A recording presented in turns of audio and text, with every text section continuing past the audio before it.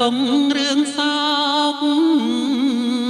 សត្វលោករងកម្មព្រះពុទ្ធលោកតាមតាមអតាមអាតិនទីខ្ញុំលីចាតែនសីមាដៃកែតនតា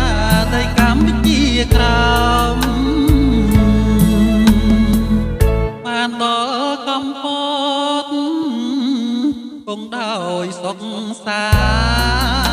ន្តពិតបានគុំនឹងដូចចិនតាផងតាមបនកុសលតាមច្បាប់គុណឡងជ្រះថ្លា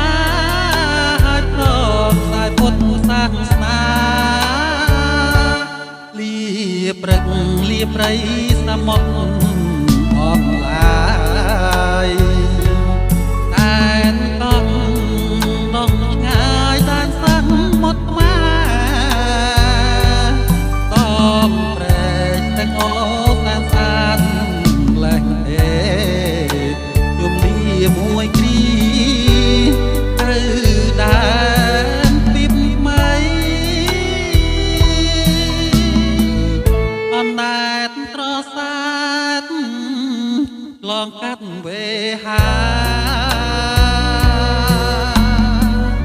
អលបនអស់ចាបុព្វេបារមីតានបានវត្តមួយរត់ណាំងរាំងសីនកស្វីលទឹកដី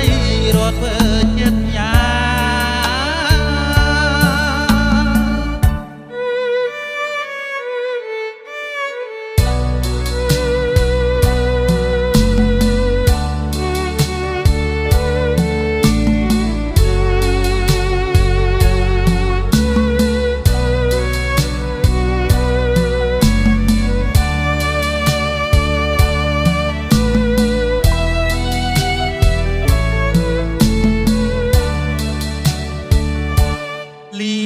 ព្រឹកលាព្រៃ